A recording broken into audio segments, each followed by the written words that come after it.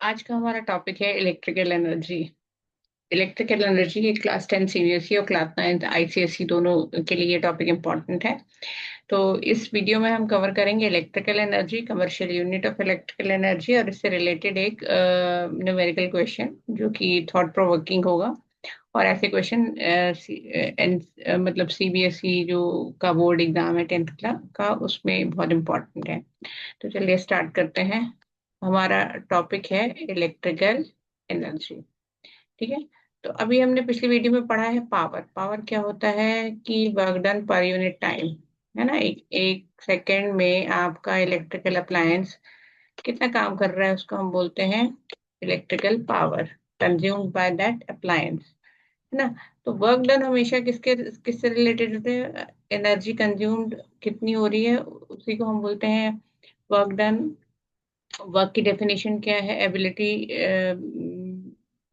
Energy की definition क्या है? Ability to do work. तो वर्क डन हमेशा क्या होगा? इक्वल टू एनर्जी कंज्यूम्ड होगा। तो यहाँ पर वर्क डन की जगह हम क्या रिप्लेस कर सकते हैं? इलेक्ट्रिकल एनर्जी कंज्यूम्ड, क्योंकि हम यहाँ इलेक्ट्रिकल अप्लायंस की बात कर रहे हैं। तो जो पावर की जो हमारा फॉर्मूला था वर्क डन अपॉन टाइम, इसमें हम रिप्लेस कर देंगे वर्क डन को electrical energy divided by time. तो इलेक्ट्रिकल एनर्जी इक्वल टू क्या हो जाएगा? Power into time. ठीक है।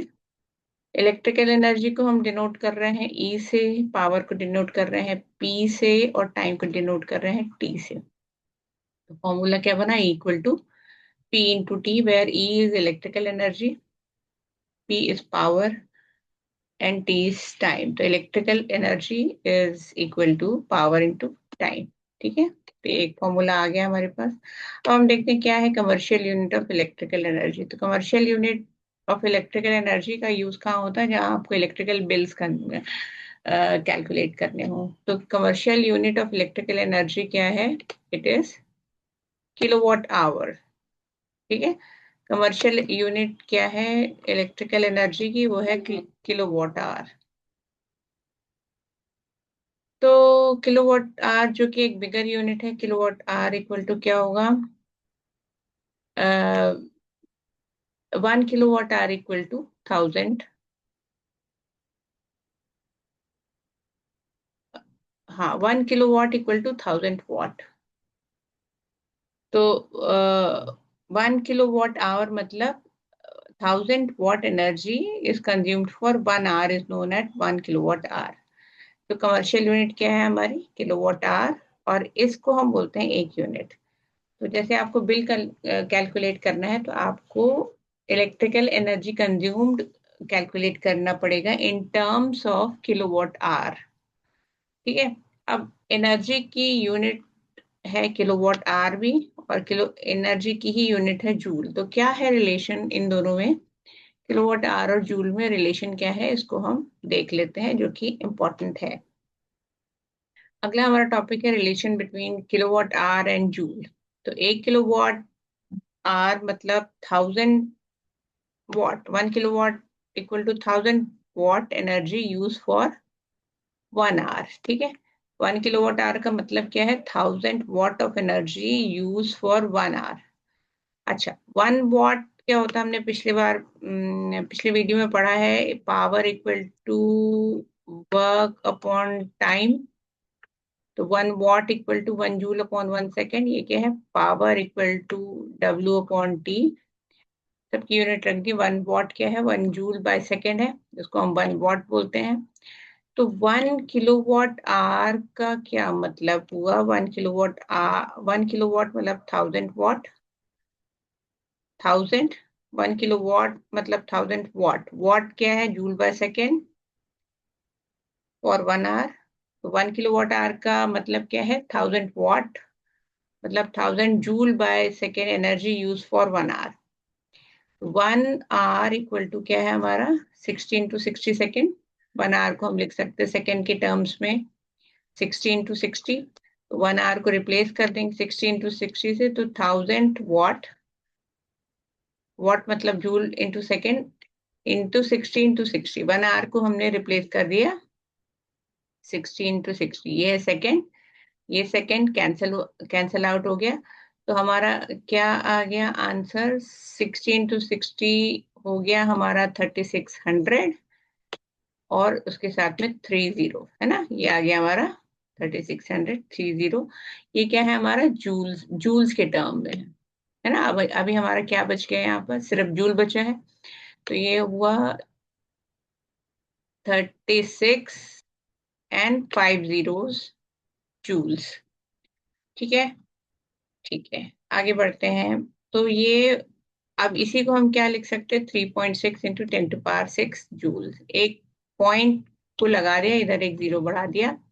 तो 1 kWh का मतलब है, और जूल में क्या रिलेशन है? 1 kWh एंड जूल का क्या रिलेशन है? 1 kWh इक्वल टू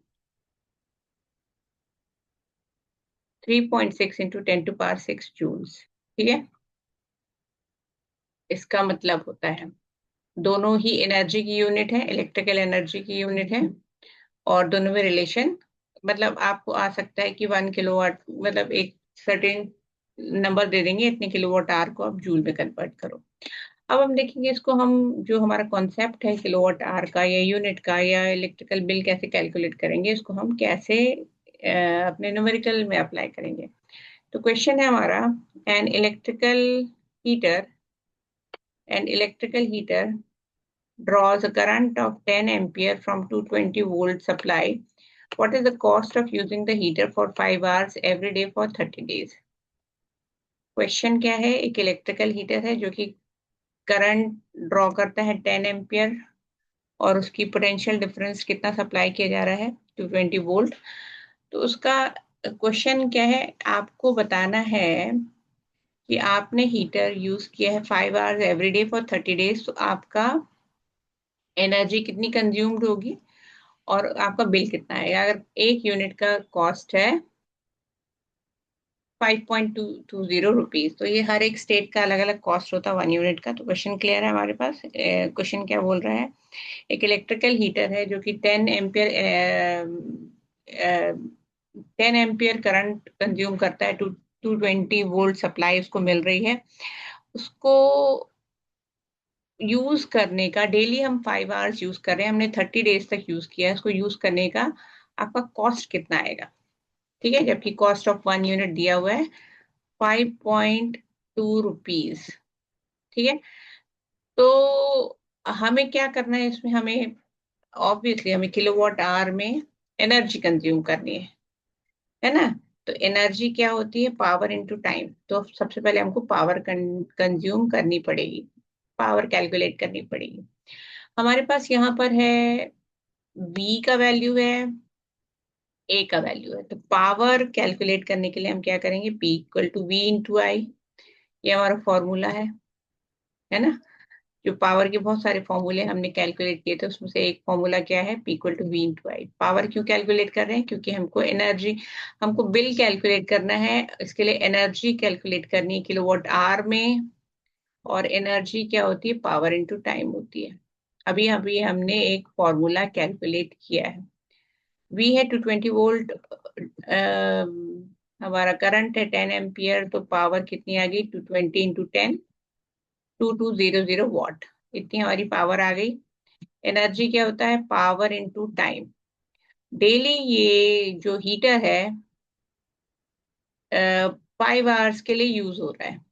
ठीक है, ठीक है, 5 आवर्स के लिए यूज हो रहा है, तो उसको भी हमको कंसिडरेशन में लेना पड़ेगा। अच्छा, अभी हमको एनर्जी, ये हमारी वॉट में है, हमको किलोवाट में कैलकुलेट करना है, क्योंकि 1 यूनिट इक्वल टू 1 kWh है ना। एक यूनिट का मतलब है किलोवाट आवर, तो हमें एनर्जी को किलोवाट आवर में कैलकुलेट करना पड़ेगा। तो पहले वॉट को किलोवाट में कन्वर्ट कर लेते हैं। तो हमें पता है एक 1 किलोवाट इक्वल टू 1000 वॉट होता है। तो वॉट को किलोवाट में कन्वर्ट करने के लिए हम क्या करेंगे? 1000 से डिवाइड कर देंगे। तो आंसर आपका क्या आ गया? 2.2 किलोवाट। ठीक है, तो क्या था स्टेप? सबसे पहले हमने पावर कैलकुलेट करी। पावर क्यों कैलकुलेट की? क्योंकि पावर, इलेक्ट्रिकल एनर्जी हमको कितनी कंज्यूम हुई है पूरे मंथ में, वो निकालना है किलोवाट आवर में।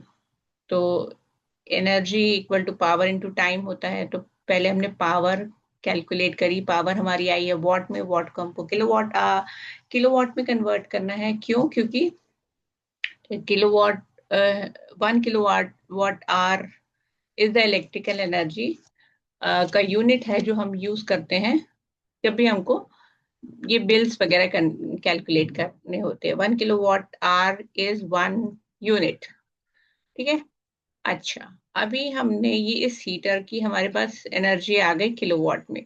डेली हमने इस हीटर को 5 आवर्स यूज किया है, ये क्वेश्चन में मेंशन्ड है।